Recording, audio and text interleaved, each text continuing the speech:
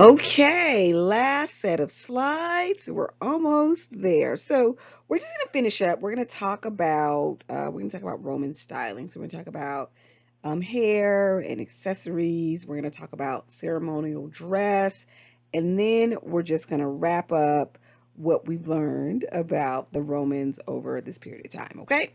All righty, get ready. So we have a historical depiction of what the expectation was for men and women to get themselves together, right? To get themselves together to impress the opposite sex. And in the Roman period, women generally are depicted as having, softly waved hair, and um, again, we're talking about a good 700-year period of time. Hairstyles did change across time. So at one point hair was almost architectural.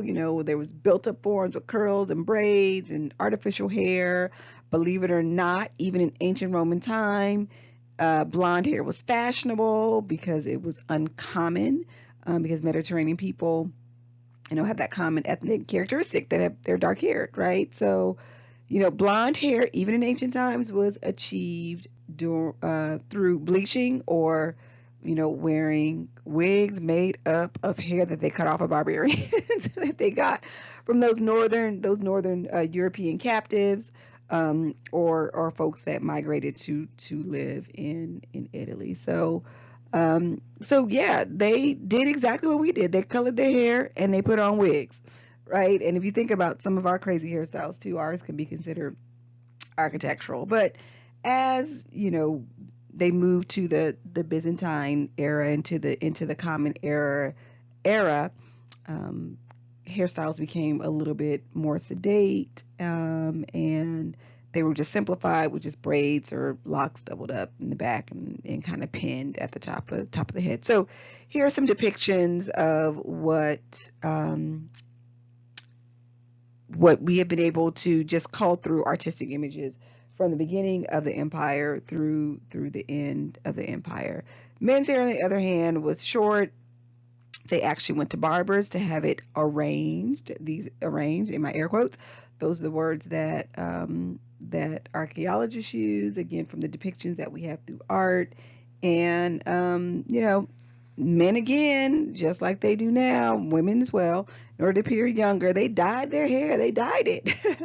And like I said, they went to barbers, to, sometimes they had clean shaven faces. Sometimes they had barbers that were focused on, tending to their beard. But again, across 700 years of time, of course, styling for hairstyles and what to do with facial hair, not facial hair, did change.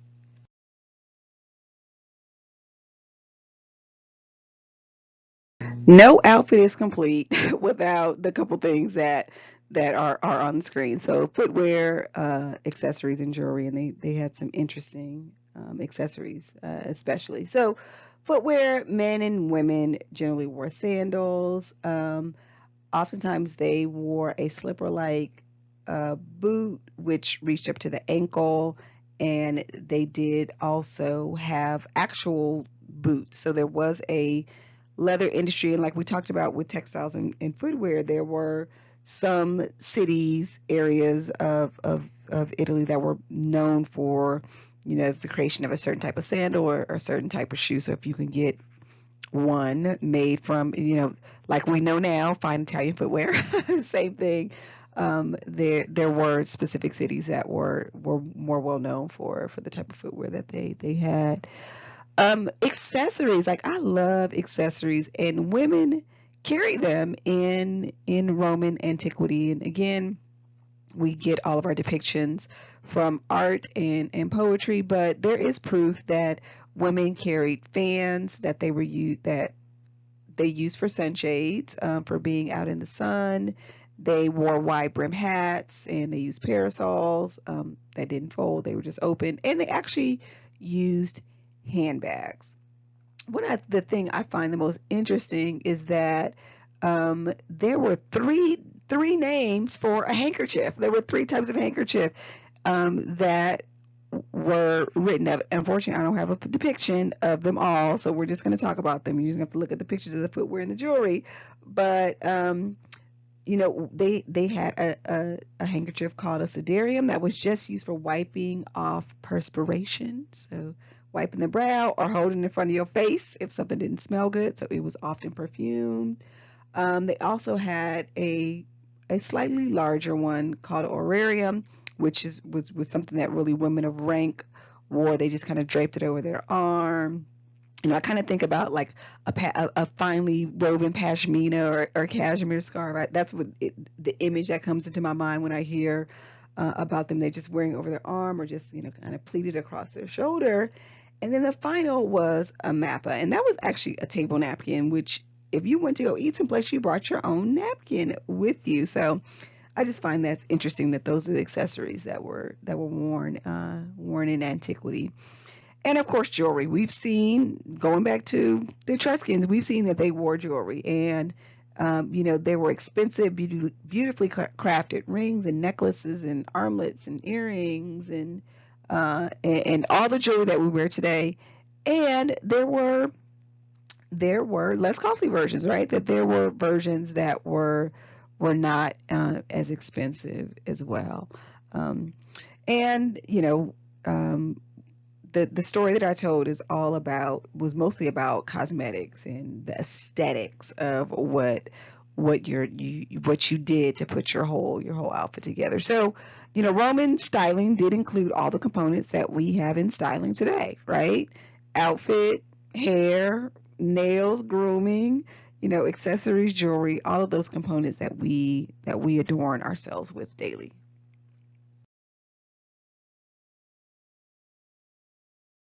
Now let's get close to wrapping it up with formal dress, or the types of dress for occasions. That's what I think I called it the last time. So we're gonna talk about weddings again, right? Why shouldn't we? We're talking about the wedding dresses, and the Roman bride again was has elements that continued um, from what the Greeks did as well, right? It's still what we wear in present day. So it's the veil.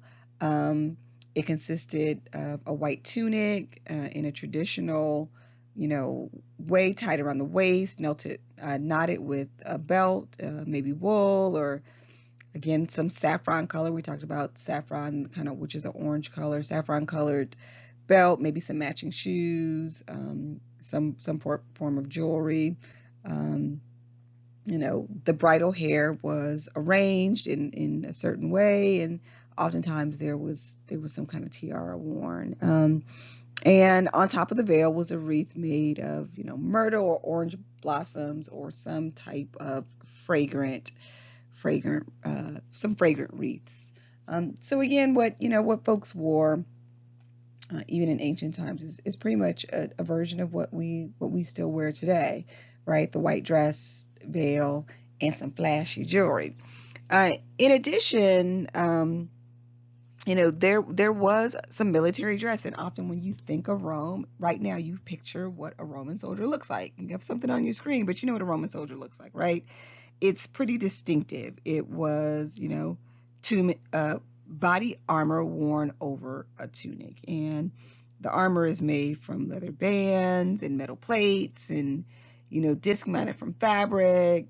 Some had large hinges that at the shoulder that was molded to fit the body. It might be leather strips from the waist down, but again, these depictions of what we have in our mind's eye, and what we see in what Hollywood produces is actually a real depiction. And when we start talking about some of the Northern European folks, we will see that those garments are going to pop up again.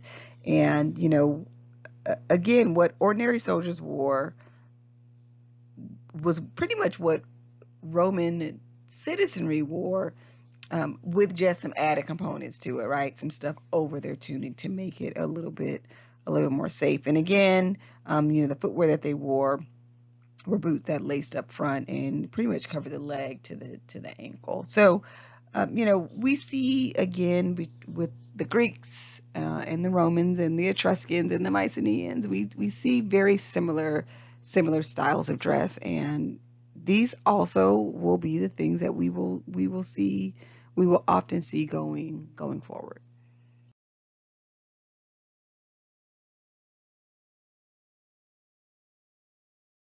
Okay, we made it to the end.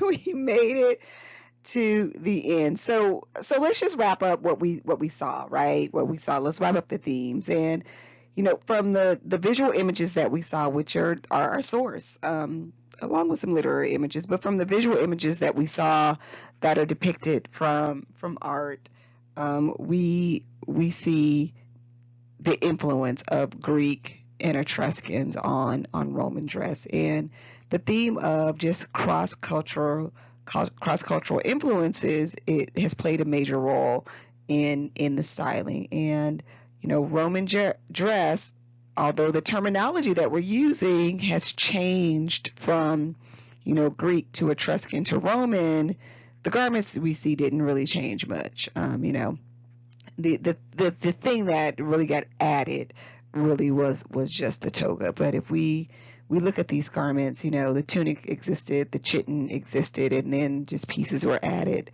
to those. So that cross cultural influence we see. And then we see the use of the same types of fabric, right? We have the Greek story of Athena creating the weaving of wool. But we see that the Romans, that wool was actually their main fabric, follow closely behind with linen, cotton, and then of course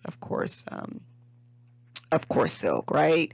We do see that political conflict played a role in Roman dress, just with the conquest of territories, and just the adding on of peoples, played a role in Roman dress. And more importantly, one of the themes that we see most in Roman dress is just the delineation of social roles, right?